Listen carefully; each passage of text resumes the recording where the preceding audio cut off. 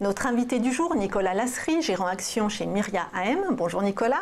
Bonjour Anne-Laure. Alors si vous êtes d'accord, on va commencer par un point d'actualité avant de passer au bilan trimestriel sur les marchés. Alors dans des marchés aussi volatiles qu'actuellement, c'est-à-dire où on peut perdre 7% en 2 jours, que faut-il faire? Moyenner à la baisse, se couvrir avec des options ou acheter des valeurs refuges? En fait, quelles sont les ficelles des professionnels de la gestion comme vous? Alors en fait, il n'y a pas de martingale. Dans ce type de marché, ce qu'il faut faire, c'est, lorsque les risques sont importants, être prudent. Ne pas courir après les titres trop chers, garder un peu de liquidité en portefeuille et rechercher des sociétés de qualité exposées à des facteurs de croissance structurels et qui ont une base de revenus récurrents. C'est vrai qu'on peut aussi acheter des options de vente, mais en anticipation, parce que quand le marché chute, elles deviennent trop chères. Donc la stratégie est de se préparer et vraiment d'être prudent. Ça peut être aussi un moyen de renforcer des titres de qualité et des titres que l'on aime bien lorsque les marchés chutent fortement, parce qu'il y a des sanctions, il y a des exagérations, donc on peut en profiter également. Alors, mis à part ce mois d'octobre compliqué, quel bilan tirez-vous de l'évolution des marchés au cours du dernier trimestre? C'est un trimestre assez atypique parce que au final, les indices larges sont en hausse, mais ça marque beaucoup de choses. D'abord, une forte rotation sectorielle entre des secteurs cycliques et des secteurs plus défensifs qui surperforment ou sous-performent en fonction des mois, ce qui masque vraiment une performance positive des indices. C'est quoi par exemple des secteurs défensifs et des secteurs Alors par exemple l'auto, les matières premières pour les secteurs cycliques, et en termes de secteurs défensifs, la santé, les biens de consommation. Et donc on a vu une opposition entre ces secteurs, entre les performances de ces secteurs au cours de l'été, ce qui témoigne d'une certaine fébrilité des investisseurs sur la poursuite en fait du cycle économique. D'accord, des inquiétudes. Donc des inquiétudes, beaucoup de rotation au jour le jour, et donc des marchés finalement assez nerveux, alors qu'on a des indices qui sont en hausse pour les indices larges. Un autre signe de nervosité, c'est les sanctions très fortes de certains titres qui ont déçu, des titres qui étaient très aimés par les investisseurs, comme Valeo ou Kering, qui ont fortement baissé sur le trimestre. Donc ça, c'est un signe de nervosité. Et Iliad également, qui a fortement baissé, ST Microélectronique, donc il y en a plusieurs. Les baisses ont été très fortes, très massives et continues. Donc vraiment, on a cassé beaucoup de planchers sur ces cours. Et enfin, on a eu aussi une sous-performance des small caps, donc ce qui est nouveau après des années de surperformance. C'est curieux, non, cette sous-performance des small caps, parce qu'on aurait pu penser que justement ces PME étaient à l'abri de toutes les tensions commerciales internationales, de tous les sujets de taxes douanières et compagnie. Pas du tout. Ce ne sont pas du tout des valeurs refuges en fait. Alors les PME, bon, il y a de tout. Il y a des sociétés de petite taille qui sont très exposées à l'international. Elles ne sont pas forcément très domestiques, mais surtout c'est une thématique de flux, je pense, qui a impacté leur performance. C'est-à-dire qu'il y a des retraits sur certains fonds, probablement d'investisseurs américains qui rapatrient des flux avec la hausse des taux et qui ne sont pas très confiants sur l'avenir de la zone euro avec ce qui se passe en Italie. Et c'est ce qui fait que les small caps baissent, donc des retraits de flux. Alors si vous deviez établir un palmarès des performances au cours du trimestre, des meilleures performances côté valeurs et des valeurs qui ont le plus déçu, qu'est-ce que vous nous proposeriez? Alors parmi les titres qu'on suit, c'est vrai qu'on a eu des surprises positives sur des sociétés qui avaient été pénalisées fortement en début d'année, où les attentes étaient basses, comme par exemple Carrefour ou Sanofi. Et à l'opposé des titres qui ont continué de surprendre positivement, dont les cours ont progressé, là, comme par exemple Adidas ou bien même Thales. Donc ça c'est parmi les meilleures performances. Et à l'inverse, on a eu des sanctions. Évidemment, on les garde dans le portefeuille. On les garde, on peut en alléger certaines pour des problématiques de valorisation, comme par exemple Adidas qui est monté assez haut, largement au-dessus des 200 €, et qui a commencé à se traiter à des niveaux de valorisation record.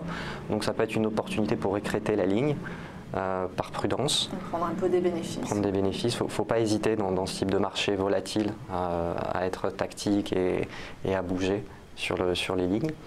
À l'opposé, au niveau des mauvaises performances, donc là on a eu des sanctions très fortes sur des titres qui ont déçu. On en parlait tout à l'heure, Iliad, Kering, ST Microelectronics, Valeo. C'est quand même des problématiques différentes, non? Parce qu'Iliad, il y a un vrai sujet de marché, en tout cas de ce que j'ai pu apercevoir, alors que Kering, c'est parce que le titre était monté finalement très haut. Tout à fait. Alors on a des sociétés qui ont déçu, bon, comme Iliad. Donc Iliad, c'est une problématique de cycle commercial en fait qui touche à sa fin avec une box qui est vieillissante, une nouvelle box, une version 7 qu'on attend depuis plusieurs mois et qui devrait arriver, et donc une perte d'abonnés, une concurrence très forte de la part de SFR. Donc tous ces éléments ont entraîné des chiffres sous les attentes pour Iliad et un vrai dérating du titre qui était valorisé comme une valeur de croissance, ce qui n'est plus le cas actuellement. Vous trouvez que la sanction a été trop forte sur Iliad par exemple? Oui, je pense qu'elle a été très sévère. Le titre aujourd'hui se traite à des niveaux de valorisation très bas. Donc, qui ne reflètent pas les fondamentaux. Qui ne reflètent pas les fondamentaux, la récurrence du chiffre d'affaires qui est forte, le fait que c'est un opérateur peu endetté et avec du levier opérationnel assez important qui résulte de sa stratégie en fait, de construire son propre réseau. Ce qui va permettre à Iliad d'économiser beaucoup de frais reversés à Orange pour le dégroupage.